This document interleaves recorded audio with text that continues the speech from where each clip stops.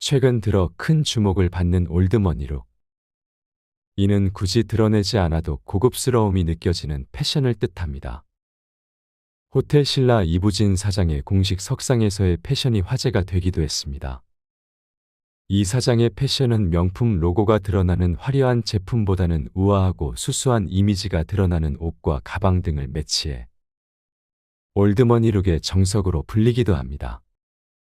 함부로 흉내낼 수 없는 아우라가 느껴지기도 합니다. 이처럼 요즘 사람들은 화려한 모습보단 자연스러움 속에서 느껴지는 귀티에 열광합니다. 하지만 과연 이들이 귀티 나는 건 단지 매력적인 외모와 성격 때문일까요? 사실 조금만 유심히 살펴보면 이들의 장점으로 언급되는 특징에는 말투가 큰 비중을 차지한다는 것을 알 수 있습니다. 차분하면서도 강한 어조, 특히 상황에 딱 맞는 매력적인 언어 선택. 소개팅에 나가거나 팀을 이끌거나 환자에게 설명할 때도 사소한 차이지만 남다른 언어는 신뢰와 매력도를 높여주는 한 끗이 됩니다. 그럼 그 한 끗을 높여주는 매력적인 화법은 어떻게 만들 수 있을까요? 귀티 나는 마법의 언어 3가지를 소개합니다. 첫 번째, 정체성을 명확히 부여하라. 한 연구에서 옷의 아이들에게 귀찮은 정리정돈을 도와달라고 부탁했는데요. 이때 A그룹에서는 단순하게 도와달라고 부탁했고 B그룹에서는 남을 돕는 사람이 되어달라고 했습니다. 결과는 크게 달랐습니다. 남을 돕는 사람이라는 정체성을 부여해주자 훨씬 많은 아이가 정리정돈을 한 것이죠. 사람들은 누구나 자신이 유능하며 한 분야 전문적인 사람으로 평가받길 원합니다. 그러니 이를 평소에 잘 활용해 보세요. 상대는 자신이 전문적으로 보인다는 생각에 더 집중하고 그 대화를 기분 좋게 기억하게 됩니다. 두 번째, 앞말을 받아 질문하라. 처음 소개팅을 할 때 많은 질문이 오갈수록 분위기가 좋아진다는 건 누구나 아는 사실입니다. 하지만 중요한 건 다양하고 새로운 질문보다 앞에서 상대가 답한 내용에 계속해서 후속 질문을 던지는 것입니다. 후속 질문이 계속 이어지면 상대가 나에 대해 진심으로 관심이 있다는 느낌을 주기 때문에 유용합니다. 실제로 미국 스탠퍼드 대학 연구에서도 후속 질문을 많이 던진 사람은 두 번째 데이트를 요청받을 확률이 높았습니다. 세 번째, 구체적인 언어를 사용하라. 예를 들어 배우자가 직장에서 힘든 하루를 보냈다고 할 때 보통은 이렇게 말합니다. 정말 힘들었겠다. 짜증나겠네. 하지만 이런 경우에 구체적인 언어를 사용하면 훨씬 자연스럽게 관심과 경청하는 태도가 표현됩니다. 부사장이 45분이나 늦었다니 믿기지 않네. 프로젝터가 작동하지 않았다니 진짜 짜증났겠어. 고객 응대도 마찬가지입니다. 구체적인 언어를 사용하면 세부 사항을 이해했으며 그 내용을 바탕으로 문제에 대응할 예정임을 보여줍니다. 고객님, 음식이 제때 도착하지 못해 식은 채로 드셔야 했다니 정말 불편하셨을 것 같습니다. 오늘부터 배달업체와 긴밀히 논의하여 신속하게 도착할 수 있도록 조치하겠습니다.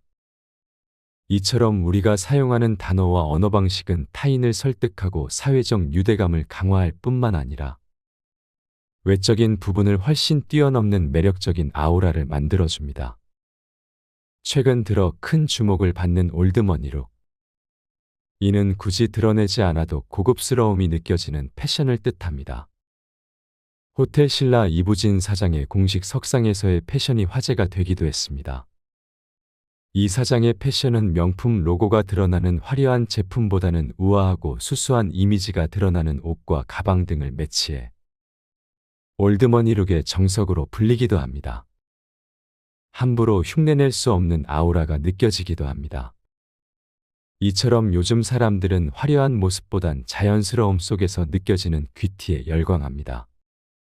하지만 과연 이들이 귀티 나는 건 단지 매력적인 외모와 성격 때문일까요? 사실 조금만 유심히 살펴보면 이들의 장점으로 언급되는 특징에는 말투가 큰 비중을 차지한다는 것을 알 수 있습니다. 차분하면서도 강한 어조, 특히 상황에 딱 맞는 매력적인 언어 선택.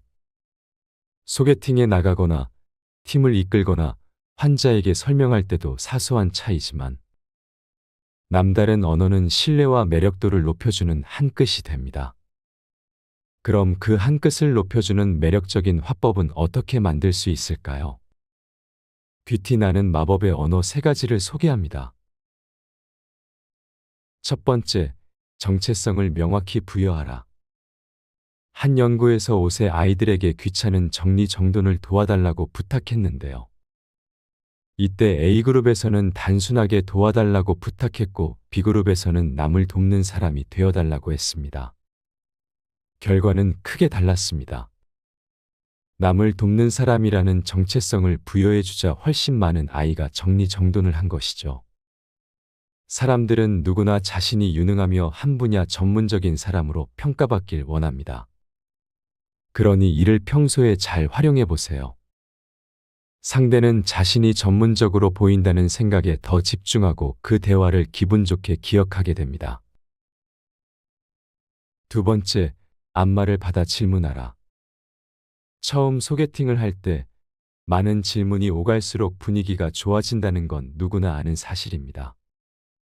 하지만 중요한 건 다양하고 새로운 질문보다 앞에서 상대가 답한 내용에 계속해서 후속 질문을 던지는 것입니다.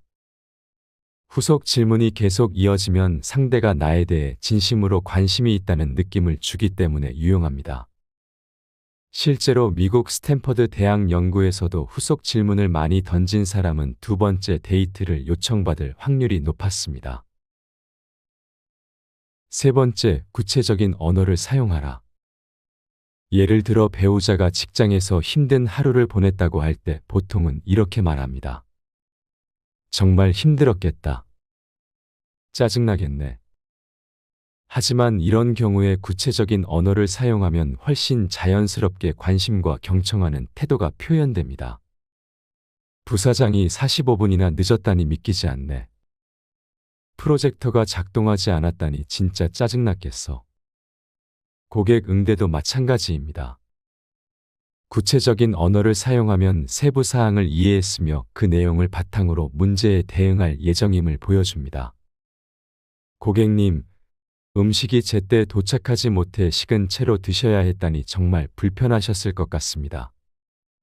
오늘부터 배달업체와 긴밀히 논의하여 신속하게 도착할 수 있도록 조치하겠습니다. 이처럼 우리가 사용하는 단어와 언어 방식은 타인을 설득하고 사회적 유대감을 강화할 뿐만 아니라 외적인 부분을 훨씬 뛰어넘는 매력적인 아우라를 만들어줍니다.